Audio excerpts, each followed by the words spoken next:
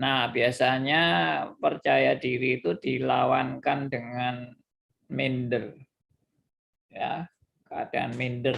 Minder itu orang yang nggak percaya diri, nggak pede. Kita harus pede, kita harus pede.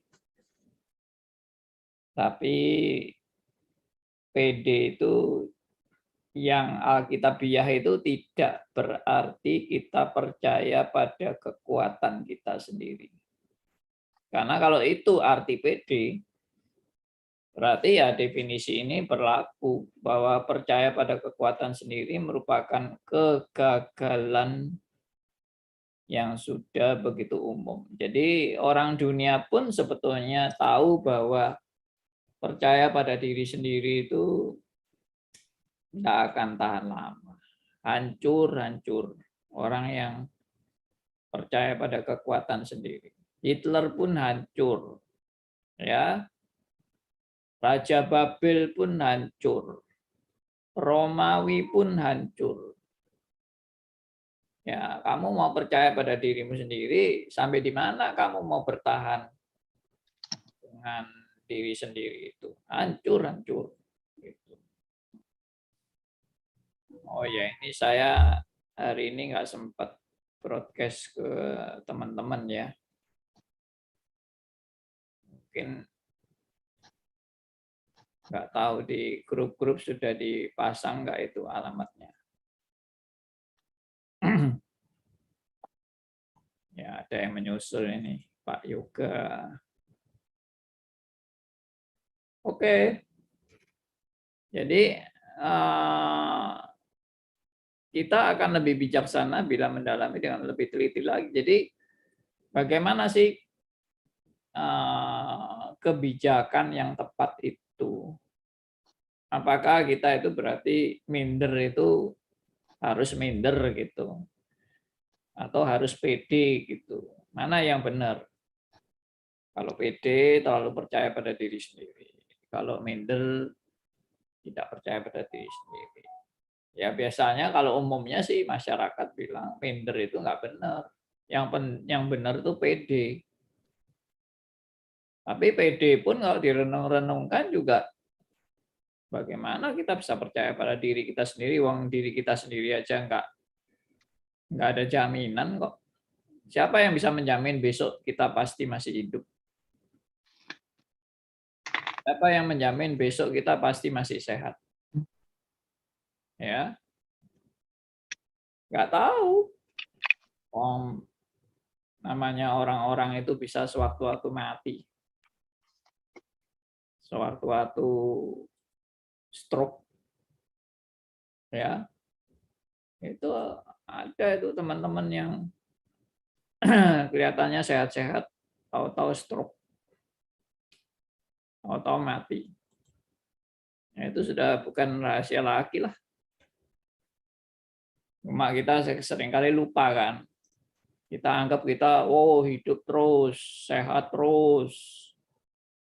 Tapi tiba-tiba nanti bangun tidur, loh kok tanganku nggak bisa bergerak. Waduh, gawat itu.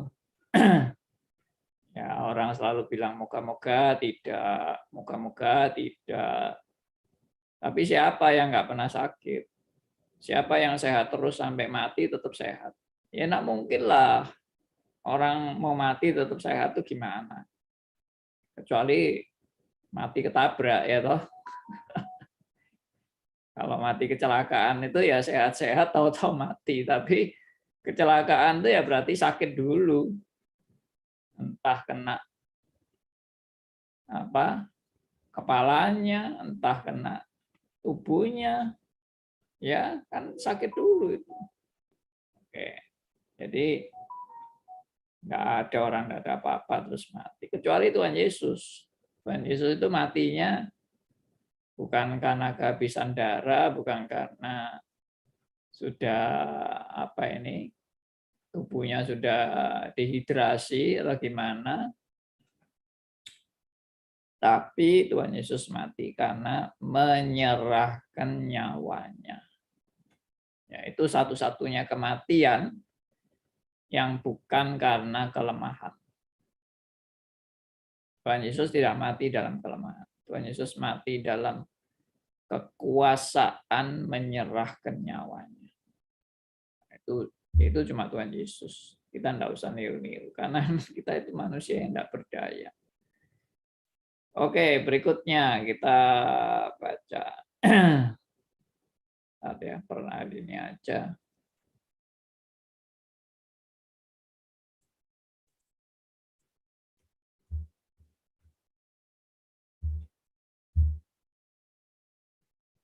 Baik, tolong dibaca yang berikut ini.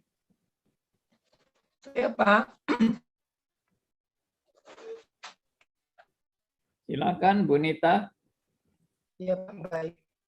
Apakah yang kita percaya, secara umum, kita percaya pada hati kita sendiri. Biasanya orang yang belum percaya membual bahwa dia memiliki hati yang baik. Tapi Alkitab berkata, pikiran orang fasik sedikit nilainya. Amsal 10 ayat 2. Putus-putus ya, Bu. Tapi mungkin internetnya.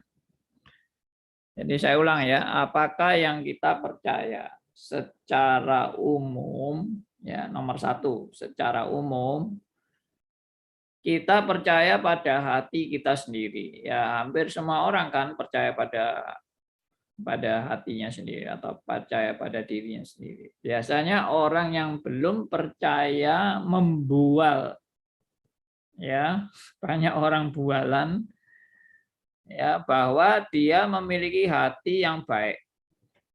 Tapi Alkitab berkata pikiran orang fasik sedikit nilainya. Amsal 10 ayat 20, dan memang Alkitab memaparkan kepada saudara dan saya tidak ada seorang pun yang baik. Yaitu ayat yang paling jelas ya, Roma 3 ayat 10 sampai 12. Ya, Roma 3 ayat 10 sampai 12. Tidak ada seorang pun yang baik. Tidak ada seorang pun yang benar. Semua sudah berbuat kejahatan dan tidak ada yang mencari Allah. Yaitu intinya Roma 3 ayat 10 dan 12. Ya, jadi orang seringkali nggak bisa mengenal dirinya sendiri, makanya seringkali membual, lalu terlalu percaya pada dirinya sendiri. Sudahlah, percayalah, saya gini, saya itu enggak seperti itu. Saya ini gini, saya itu saya jamin ya, gini. Tahu-taunya hancur hidupnya. Ya. Tahu-taunya dia misalnya, ya bisa aja kan terjadi, dia misalnya kena stroke gitu misalnya. Ya sudah. Semua yang dia omongkan enggak bisa dia lakukan, mau dia kena stroke. Atau usahanya bangkrut, akhirnya enggak bisa bayar. Ya mau apa lagi? Ya itulah manusia. Jangan dikira manusia itu kalau kaya pasti kaya terus. Ya ada memang yang kaya terus itu juga ada. Tapi ada juga banyak juga orang kaya tahu-tahu bangkrut habis. Bahkan lebih miskin dari orang miskin karena dia hutang nggak bisa bayar. Ada yang terjadi seperti itu. Ya. Oke, jadi dalam hal ini di dunia itu memang nggak ada yang kekal. Nggak ada yang bisa menjamin kita. Ya.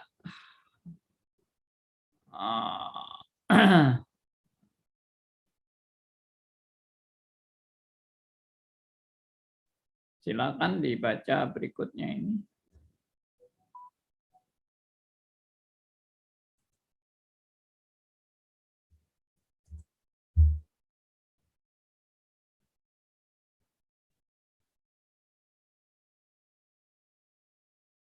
Siapa mau baca? Suaranya kok tidak ada.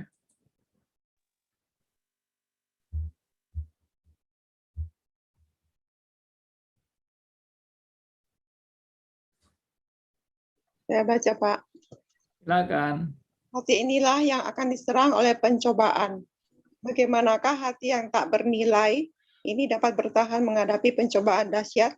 Orang percaya sejati yang percaya kepada hatinya sendiri tidak lebih baik, sebab Alkitab berkata, siapa percaya kepada hatinya sendiri adalah orang bebal.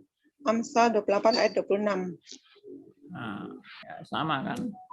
Jadi memang Alkitab itu tidak pernah mengajar saudara dan saya percaya pada hatinya sendiri.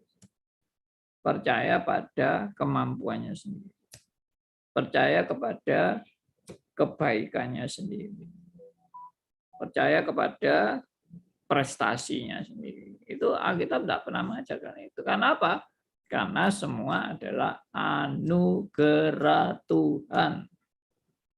Semua itu karena Tuhan yang menyertai, Tuhan yang membimbing, Tuhan yang memberi kemampuan, Tuhan yang memberi bijaksana, Tuhan yang mencelikkan mata rohani kita, sehingga kita boleh mengenal kebenaran demi kebenaran. Semua Tuhan. Jangan sombong.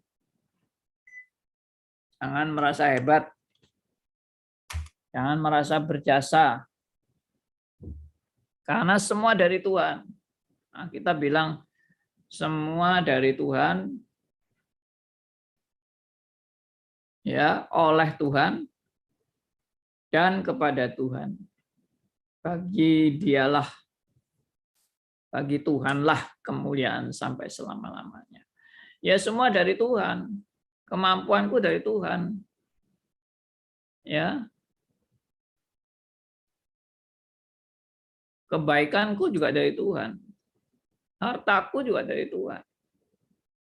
Nah, cuma yang negatif-negatif itu, ya, hal-hal kedagingan. Jangan bilang kedagingan ini adalah juga karunia Tuhan. Nah, itu tidak kita lihat.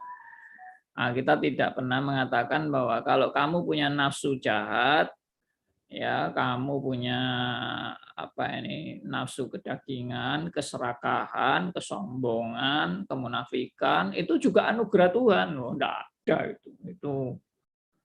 itu kalau ngajar kayak gitu ya itu fatalisme itu ya. Itu juga hyper grace itu masa saya mampu membunuh orang, ya, orang baik saya bunuh. Ini adalah anugerah Tuhan bagiku, karunia Tuhan bagiku, yaitu namanya sudah nggak waras. Ya. Masa orang mampu membunuh itu katanya karunia.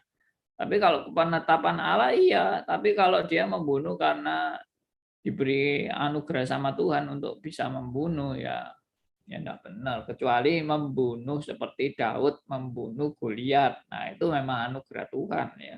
Goliat kan orang jahat, orang yang tidak percaya sama Tuhan dan menghina Tuhan. Ya, Daud membunuh Goliat bukan juga karena kekuatan Daud dan kehebatan Daud, meskipun memang Daud punya keahlian dan memang terbiasa sudah menghadapi singa-singa, ya. Tapi waktu Daud berhadapan dengan Goliat, Daud sadar semua karena penyertaan Tuhan, bukan karena kehebatan Daud. Oke. Jadi kalau terus ngotot, orang sudah menjadi orang percaya tapi masih ngotot dengan percaya pada hatinya sendiri, itu Alkitab berkata siapa percaya kepada hatinya sendiri adalah orang bebal, ya, orang bebal. Nah, karena itu kita juga jangan menurut atau jangan percaya pada hati kita sendiri. Oke ya.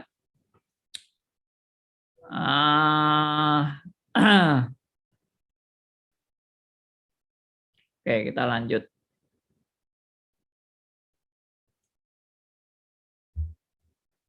Ini karena ada halaman yang lebih loncat. Oke, silakan dibaca berikutnya. Ayo, nggak boleh males. Yang lain yang belum baca, silakan bergiliran membaca.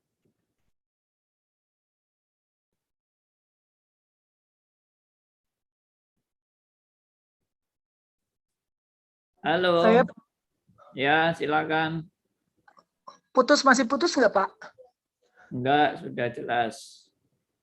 Petrus adalah orang percaya yang sejati. Tetapi dirinya terbukti bebal ketika dia percaya pada hatinya sendiri. Alkitab juga berkata, betapa liciknya hati, lebih licik daripada segala sesuatu. Yeremia 17 ayat 9. Yes. Tuh. Betapa liciknya hati. Lebih licik daripada segala sesuatu. Jadi aslinya manusia itu licik. Saudara jangan istilahnya jangan, oh aku ini tulus loh. Aku ini orang yang tidak ada pamrih sama sekali. Aku ini benar-benar ya segenap hati, sepenuh hati, sesungguh-sungguhnya. Aku ini benar-benar tulus, tidak ada politik, tidak ada maksud yang jelek, setulus-tulusnya hatiku. Wes omong kosong. Ya, manusia itu pasti ada ego. Mana ada manusia yang tidak ada egonya? Blas itu tidak mungkin itu. Blas itu maksudnya egonya nol itu, belas-belasan nol, tidak mungkin, ngomong kosong itu ya toh. Saya aja sebagai pendeta juga ngaku masih punya ego. Bohong itu kalau tidak punya ego. Ya. Si aku. Bagaimana si aku bisa betul-betul nol? Tidak bisa. Bukan pesimis ini bukan pesimis, tapi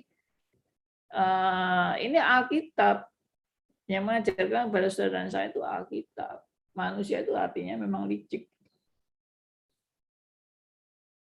Jadi dalam hal ini ya kita ikut amin lah, mengaminkan apa yang Alkitab katakan. Memang benar. Justru aku itu disadarkan betapa liciknya aku itu sebetulnya. Hatiku. Dan yang tahu hatiku persis ya hanya Allah. Dan Anda jangan GR dengan hati Anda yang bisa merasa aku kalau di hadapan Tuhan itu aku itu pasti dinilai Tuhan itu aku itu orang yang amat sangat tulus, ya toh. Amat sangat tanpa cacat di hadapan Tuhan. Ya, benar-benar murni aku ini. Tuhan akan lihat hatiku benar-benar murni. Enggak ada kebencian, tidak ada dendam, tidak ada egois, tidak ada mementingkan diri, tidak ada kesombongan, ya, tidak ada kemunafikan, apa segala macam. Kosong. Saya itu bukan pesimis ya. Saya itu melihat realita. Itu yang saya kemarin share di grup itu tentang riwayat saya sejak kecil itu melihat kenyataan. Ya memang nggak semua, tapi yang saya lihat itu ya itulah keadaan manusia yang sesungguhnya. Ya saya tidak perlu ceritakan di sini tentang apa yang saya tulis di grup itu. Ya teman-teman yang di grup pasti sudah tahu. Oke, lanjut ya. Ada yang mau tanya? Enggak boleh. Bentar, saya pisahkan dulu. Silakan berikutnya siapa yang mau bacakan? Sekali-sekali yang pria gitu, masa perempuan semua baca. Saya Pak Andi. Silakan Pak Johan. Beranikah kita percaya kepada sesuatu yang lebih licik daripada segala sesuatu itu? 2. Lebih spesifik, kita percaya bahwa hati memiliki motivasi yang cukup kuat untuk menghindari kekalahan terhadap pencobaan. Oke. Beranikah kita percaya kepada sesuatu yang lebih licik daripada segala sesuatu itu? Artinya kita ini loh kalau sudah disadarkan bahwa hati kita itu betapa liciknya, itu apa kita masih mau mengandalkan hati yang licik ini ya. Tolong mic-nya bisa di-mute supaya enggak kedengaran kresek-kreseknya ya. Jadi hati kita ini licik. Lah Anda itu kalau sudah tahu hati kita ini licik, Anda masih mau mengandalkan hatimu. Hatimu yang serba licik itu masih mau diandalkan, jadi pegangan, jadi andalan. Ya bodoh kan kalau udah dikasih tahu itu barang licik itu kok masih mau dipercaya. Ya jangan percaya, alias jangan percaya kepada dirimu sendiri. Bahwa manusia itu betapa lemah, betapa banyak kekurangan, betapa banyak dosa, betapa banyak kelemahan, kekurangan, keterbatasan, dan ketidakkonsistenan manusia itu. Ya, saya sendiri pertama-tama ketemu orang nggak konsisten tuh, wah jengkelnya setengah mati. Ya, kenapa? Karena dia hari ini ngomong A, besok bisa ngomong B. Sampai kaget saya. Saya melihat manusia model begini ini mungkin saya umur berapa ya baru sadar kalau ada orang model begini. Ya kira-kira mulai pemuda, ya pemuda remaja itu sudah mulai melihat orang-orang yang ngomong A, hari ini ngomong A, besok bisa ngomong B. Dan seolah-olah dia tidak pernah ngomong A. Waduh, saya pikir ini gila banget nih orang. Ya, hari ini ngomong A, besok ngomong B. Lalu besok bilang, saya tidak pernah ngomong A. Loh, kok bisa ya ada orang kayak gitu. Tapi ya itu betul. Dan itu justru menunjukkan kita semua itu kayak gitu sebetulnya. Di hadapan Tuhan loh ya. Kalau di hadapan manusia kan macam-macam penilaian manusia terhadap kita. Tapi kalau penilaian Tuhan terhadap kita, ya Tuhan tahulah kita itu komitmennya bagaimana. Tuhan, aku mau setia kepadamu, Tuhan. Ya, Tuhan bilang, aku sudah tahu. Omonganmu itu nggak bisa dipercaya. Gitu loh. Anda mau pamer apa, kebaikan apapun kepada Tuhan. Tuhan tuh tahu diri Anda sebenarnya, sejatinya Tuhan itu tahu. Di hadapan Tuhan, itu kan istilah umum kan di hadapan Tuhan, kita semua itu telanjang. Tidak ada yang bisa kita tutupi. Tuhan itu tahu sedalam-dalamnya, sebobrok-bobroknya kita. Bahkan kita nggak tahu bobrok kita, Tuhan tahu bobroknya kita. Yaitu contohnya kayak Rasul Petrus. Dia nggak sadar kalau dirinya bakal menyangkal gurunya. Oh, dia mau jadi pahlawan. Biarpun semua menyangkal engkau, aku yang akan siap membela kamu sampai mati. Tuhan Yesus bilang, omonganmu itu apa? Ya ini bahasa sehari-hari ya, memang enggak tertulis ya kita kayak gitu, tapi bahasa sehari-harinya, lah Petrus, kamu kok gaya nemen, ya kok gaya sekali kamu itu, ya kamu itu loh nanti bakalnya menyangkal aku 3 kali. Nah itu Tuhan sudah kasih warning kepada Petrus. Saya Petrus masih percaya diri. Enggak. Saya mau mati demi engkau. Walah, hebat sekali. Ya itulah menunjukkan manusia yang memang enggak mengenal diri sendiri seperti yang saya paparkan yang lalu. Ya. Nah, lalu yang kedua, tadi kan yang pertama itu manusia cenderung percaya pada hatinya sendiri kan, percaya pada hatinya sendiri. Sekarang yang kedua, lebih spesifik, kita percaya bahwa hati memiliki motivasi yang cukup kuat untuk menghindari kekalahan terhadap pencobaan. Jadi kalau saudara dicobai, itu kecondongan hati, ini dikatakan oleh si penulis, kecondongan hati kita itu adalah yaitu punya motivasi yang kuat untuk menghindari kekalahan terhadap pencobaan. Jadi kita siap-siap pasang kuda-kuda seolah-olah gitu ya. Kita pasang kuda-kuda untuk kita bisa jangan sampai kalah terhadap pencobaan. Ya. Nah, itu. Jadi terlalu pede untuk bisa menghadapi pencobaan, tapi kita kan sudah bilang manusia begitu lemah. Dan yang lain usahanya adalah bukan kita siap hadapi pencobaan, tapi lari dari pencobaan.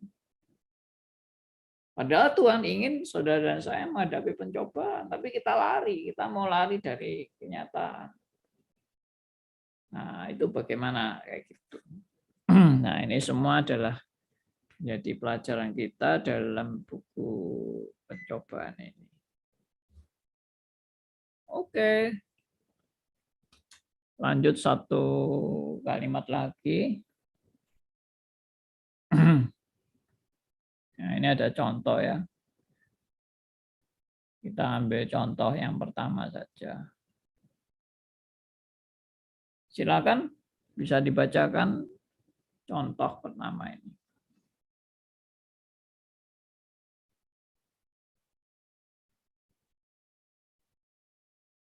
Mari. Halo.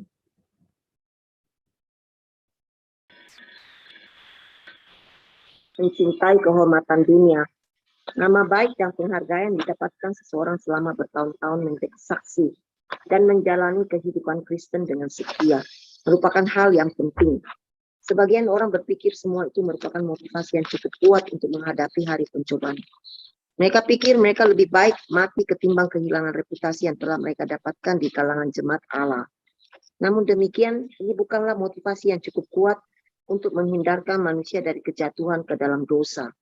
Ini tidak menghindarkan Yudas, Himeneus, dan Pilatus. Itu juga tidak bisa menghindarkan siapa saja dari kejatuhan pada hari pencobaan. Wah, ini serem ya. Serem ya. Seremnya itu kita jatuh pada hari pencobaan. Itu kalau kita konsisten dengan yang kita belajar ya, kan semua sudah dalam penetapan Allah. Dan kalau kita jatuh dalam dosa itu juga sudah dalam penetapan Allah.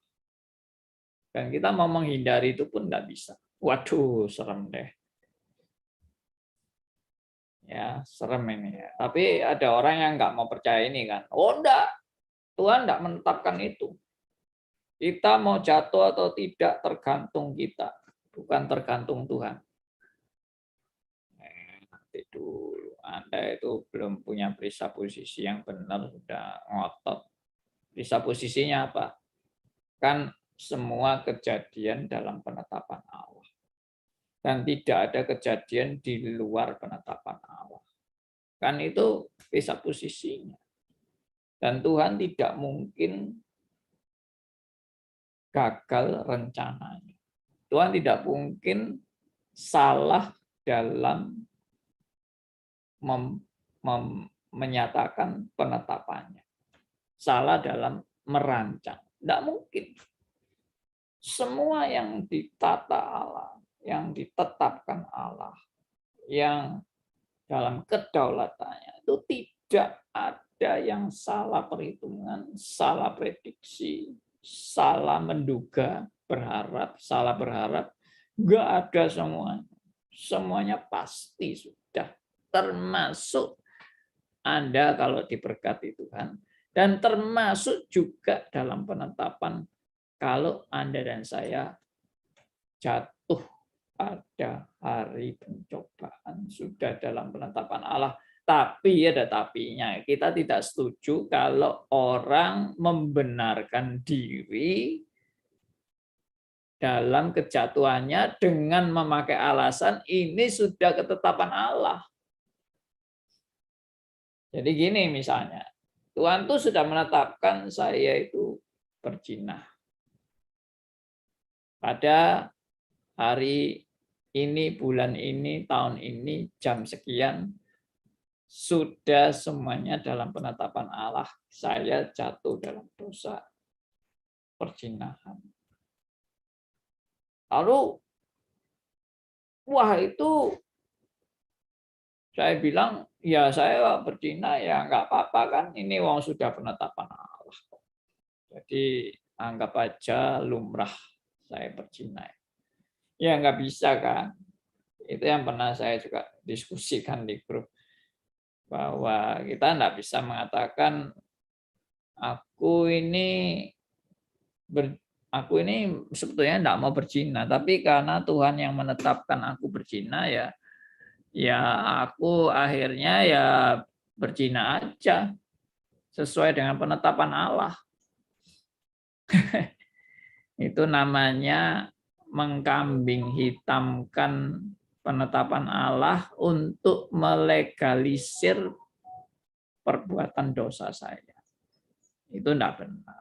100% tidak benar. Meskipun kita juga tetap percaya bahwa peristiwa perzinahan itu dalam penetapan Allah itu memang benar. Tapi kalau saya membenarkan diri dalam perzinahan, itu yang nggak benar.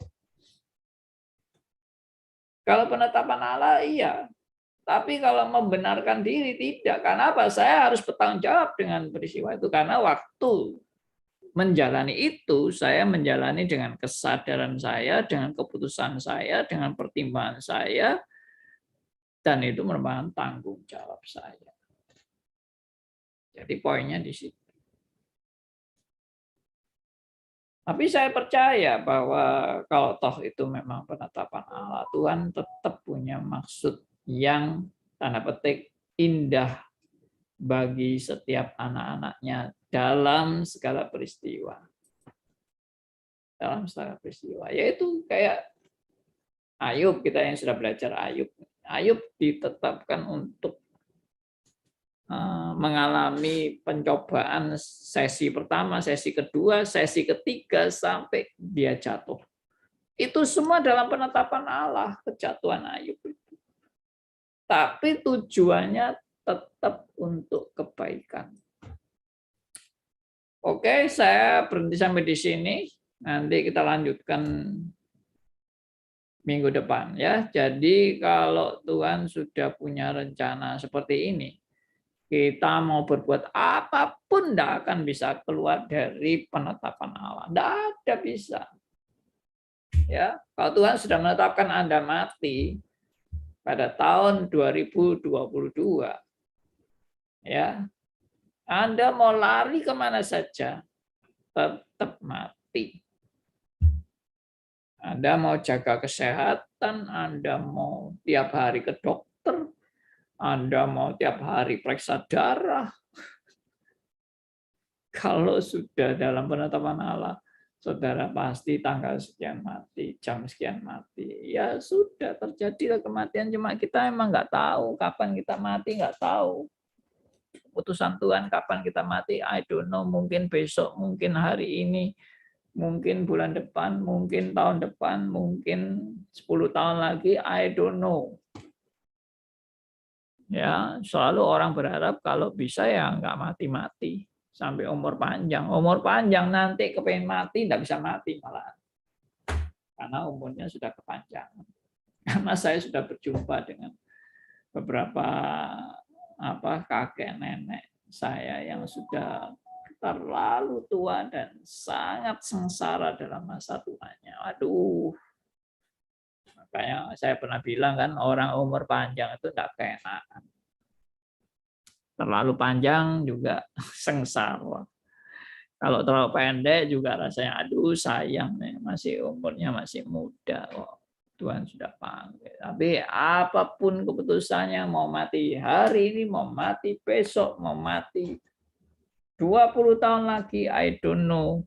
Yang jelas aku jalani hidup detik demi detik, langkah demi langkah bersama dengan Tuhan. Puji Tuhan ya. Jadi nggak usah takut. Biarpun memang pencobaan itu akan bisa terjadi. Dan kalau kita sudah di dalam penetapan, kita akan mengalami kejatuhan dalam pencobaan itu. Nggak usah takut. Artinya bukan nggak usah takut itu sembarangan aja gitu. Enggak, maksudnya tetap waspada, tetap berjaga-jaga. Tapi kalau toh saya sudah berjaga-jaga, saya sudah waspada, dan Tuhan tanda petik mengizinkan itu terjadi, kejatuhan itu terjadi dalam hidupku, aku tetap percaya Tuhan punya maksud yang baik dari peristiwa kejatuhan tersebut. Bukan berarti saya menganggap kejatuhan itu bukan salahku, ya tetap itu kesalahan, tetap itu harus tanggung jawab, tapi di balik itu ada anugerah Tuhan. Ya itulah pemaparan saya, mungkin ada teman-teman yang mau menanggapi, silakan. Artinya ya kalau seandainya seorang menghadapi pencobaan itu, dia perlu mempunyai disposisi yang benar untuk menolong dia. Seperti yang Pak Andi bilang, kita harus jalani hari satu demi satu hari. Itu satu disposisi yang menolong kita sehingga kita tidak maksudnya menjadi kalang kabut ya atau bagaimana. Apa itu maksudnya Pak Andi begitu? Ya, jadi kita harus berpisah posisi bahwa jangan mengandalkan hatinya sendiri. Itu poinnya sebetulnya. Jangan kita mengandalkan hati kita yang licik ini.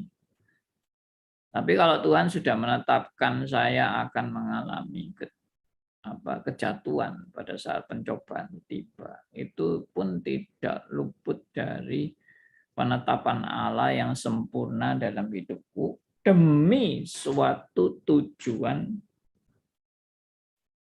dari Allah sendiri. Tapi kalau menggumuli itu bukan berarti mengandalkan hati yang licik kan Pak. Kalau seandainya orang biasa menggumuli seperti Ayub, dia bertanya kenapa ini bisa terjadi dan apa gitu. Itu bukan berarti dia mengandalkan hatinya yang licik kan. Tetapi dia maksudnya mungkin tidak mampu melihat itu dengan ini apa gitu. Dia bertanya, menggumulinya. Apakah itu bisa dispesifikkan dengan maksudnya terlalu mengandalkan diri sehingga menjadi bebal gitu Pak? Begitu. Mungkin saya melihat Ayub itu akhirnya dalam percakapan itu makin lama Ayub itu makin bebal itu. Makanya sama Tuhan dimarahi itu. Di sesi-sesi terakhir itu wah, Ayub kena damprat sama Tuhan. Ya, caranya Tuhan tuh memaparkan kemarahannya kepada Ayub itu unik loh. Tuhan bilang, kamu di mana pada saat dunia aku ciptakan? Ya. Aku menciptakan buaya, aku menciptakan apa segala macam itu. Kamu di mana? Dan kamu mau ngomong sok gaya, sok pahlawan, sok hebat, ya, sok berjasa atau bagaimana? Kamu di mana kamu? Wah, Ayub langsung merendahkan diri di hadapan Tuhan. Ya Tuhan, aku memang bukan apa-apa. Nggak berani ngomong. Ditantang sama Tuhan, nggak berani ngomong. Siapa yang berani ngomong, berani ngomong tantangan, menjawab tantangan Tuhan? Siapa yang berani? Nah, Ayub itu kan tadinya sampai wah, aku ini sudah baik, aku ini tidak ada salahnya. Tuhan tuh mau apa sama aku, membuat aku tersiksa seperti ini. Nah, ini bahasa sehari-hari ya, enggak persis seperti itu omongnya. Tapi Ayub itu kan terus membela diri di hadapan teman-temannya yang menyalahkan dia terus. Ya memang betul itu sudah. Maksudnya betul itu kita sendiri kalau menghadapi orang-orang kayak gitu kan jengkel loh. Menyalah-nyalahkan kita terus. Aku itu tidak seperti itu. Ya, seperti yang kamu omongkan itu aku nggak seperti itu. Nah, jengkel kan? Membela diri kan? Nah, tapi dia teruskan sambil menyalahkan Tuhan. Nah, itu, jadi Ayub bukan hanya menyalahkan teman-temannya, akhirnya Ayub pun menyalahkan Tuhan. Tuhan ini bagaimana Tuhan? Aku kok dibiarkan terus seperti ini. Salahku juga apa, ya kan? Tuhan itu kok nggak peduli, ya, tidak peduli sama sekali. Ya, itu makanya pada pasal 3 kan Ayub mengutuki hari kelahirannya. Dan dia sinis, dia bilang, Tuhan tidak perlu peduli sama keadaanku. Udah, biarin aja, Tuhan tidak usah nganggap diriku. Kan itu kata-kata sinis itu dari Ayub itu. Nah, seperti itu. Jadi justru itu kita belajar itu dari Ayub itu, bahwa Ayub pun dihajar Tuhan untuk tidak mengandalkan dirinya sendiri, tidak mengandalkan kesalehannya, kebaikannya, ya, prestasinya. Oh, sama Tuhan dihancurkan. Setelah dihancurkan, apalagi yang kamu mau banggakan? Tetap membanggakan dirinya sendiri, ya itu yang Ayub akhirnya lakukan. Dia membanggakan dirinya sendiri, membanggakan kesalehannya, membanggakan ketaatannya, membanggakan dia yang setia ikut Tuhan. Ya, sama Tuhan didampret itu Ayub itu. Nah, akhirnya sampai Ayub belajar. Nah, ini sedikit mengulas Ayub ya, yang kemarin kita bahas. Jadi lawan pertanyaan bebal harusnya bilang apa ya yang Tuhan mau saya belajar gitu. Itu kan lawan dari pertanyaan, maksudnya mengandalkan hati yang bebal kan, maksudnya gitu. Seharusnya kita melihat apa yang kita mau, Tuhan mau ajar kita, atau apa yang kita bisa lihat dalam hal ini gitu. Itu kan namanya satu hal yang maksudnya bisa menolong kita untuk kita berlaku untuk tidak bebal, begitu ya Pak? Ya, hal pertama yang Tuhan nyatakan kepada Ayub adalah ya supaya Ayub sadar dirinya itu orang bebal. Itu yang pertama Tuhan mau. Tuhan mau menyadarkan saudara dan saya, kita ini orang yang nggak baik. Itu yang pertama Tuhan mau itu. Kita ini bukan orang baik, kita ini orang bebal, kita orang sombong, kita orang munafik, kita orang bergaya, ya, sok hebat, sok luar biasa. Itu kita semua. Jangan menilai orang lain. Oh ya, orang lain itu yang sombong. Pada waktu kita menunjuk orang lain yang sombong, ya 3 jari menunjuk kepada kita bahwa kita juga sombong.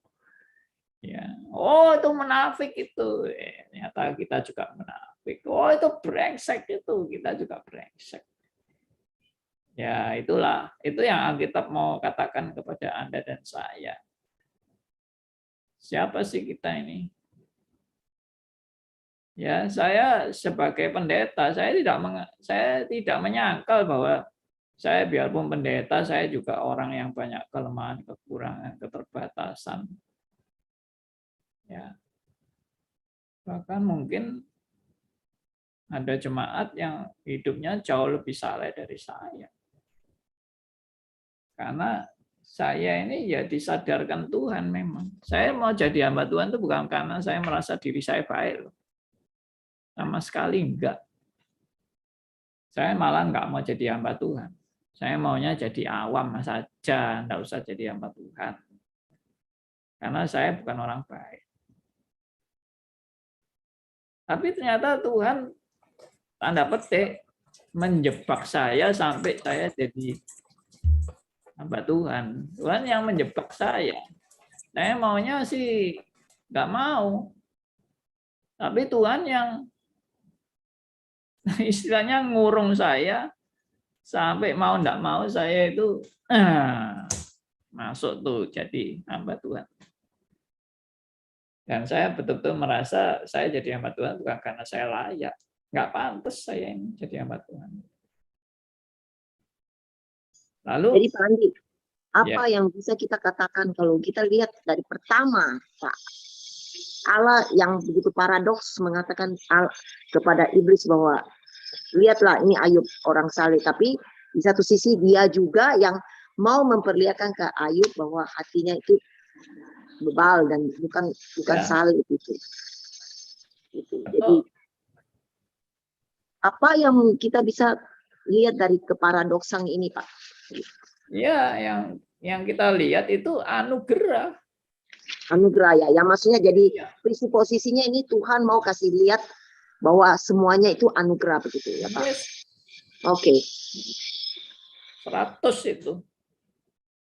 Semuanya anugerah. Boleh tanya Pak Andi? Putri B. Ini menarik sekali Pak. Berarti Tuhan itu menciptakan manusia yang serba nggak bener ini, yang jelek ini.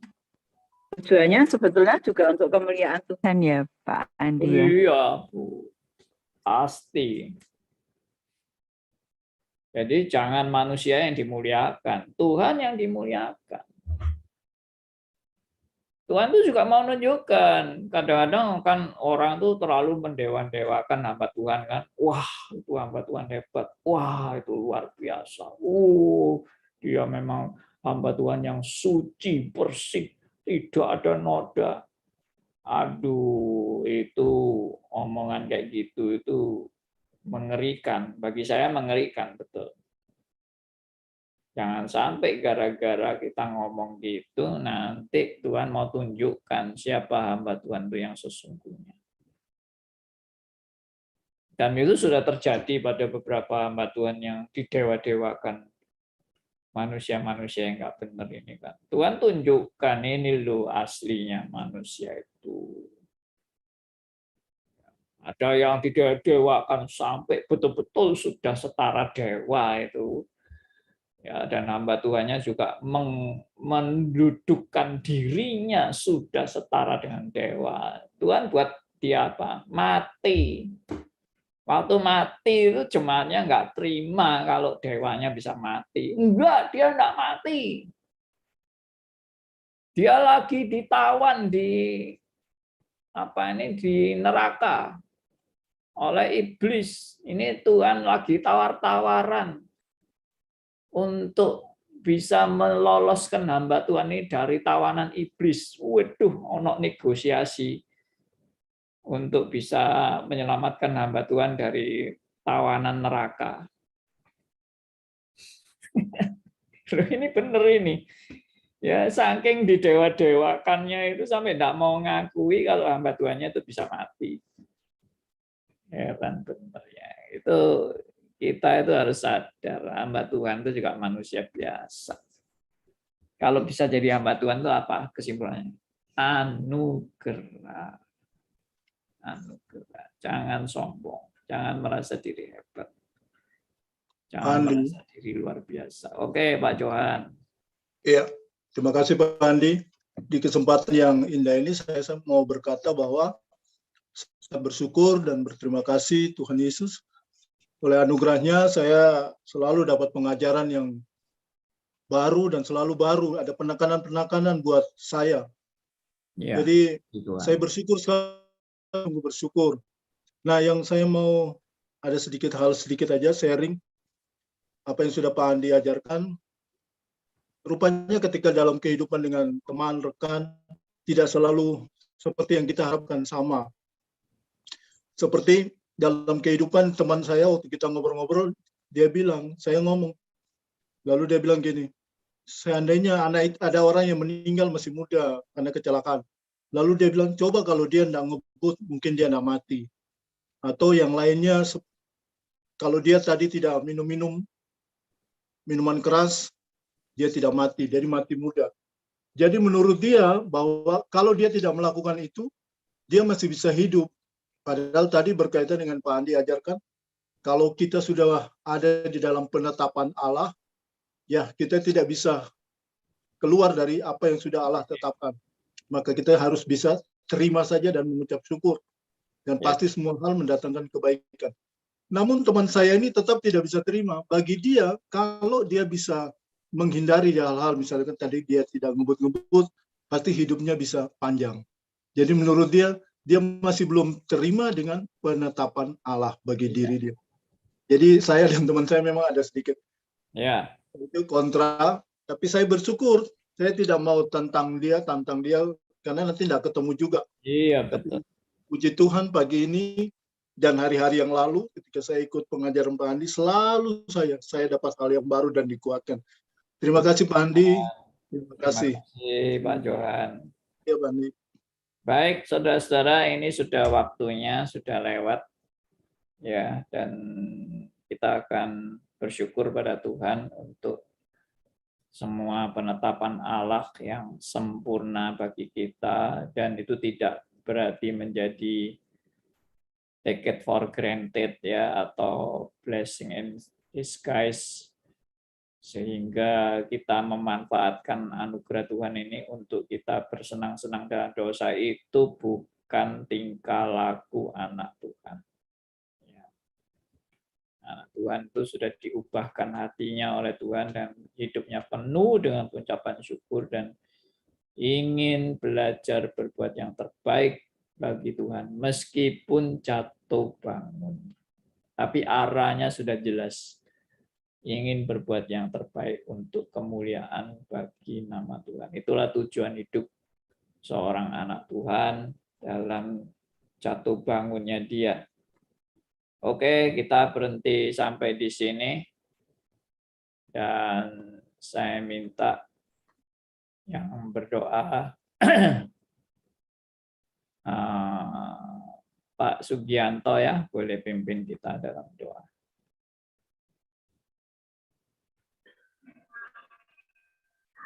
Selamat pagi. Kedengaran Pak? Dengar Pak. Terima kasih Tuhan atas kesempatan yang indah di pagi hari ini. Sebelum kami memulai segala sesuatunya, kami telah datang kepadamu dan kami telah mendengarkan firman-Mu melalui hamba-Mu Pak Andi Halim. Kiranya apa yang disampaikan oleh Pak Andi Halim menjadi berkat bagi kami semua dan bisa kami bagikan kepada seluruh teman-teman kami. Terima kasih Tuhan atas berkat-Mu pada pagi hari ini, dan kiranya kami akan memulai hari ini semuanya karena kasih karunia-Mu dan bersama-Mu Tuhan. Berkati Pak Andi dalam pelayanannya, berkati kami semua yang hadir di Zoom ini maupun di YouTube. Kiranya kasih karunia Tuhan selalu menyertai kami semua. Dalam nama Tuhan Yesus kami sudah berdoa dan mengucap syukur. Amin. Amin. Terima kasih Pak Sugianto. Terima kasih Pak Andi. Terima kasih Pak Andi. Selamat pagi. Pak Tuhan Johan. berkati Bapak Ibu semua. Sama-sama, Bu Tripti. Billy, Bebiana, Pak Artu.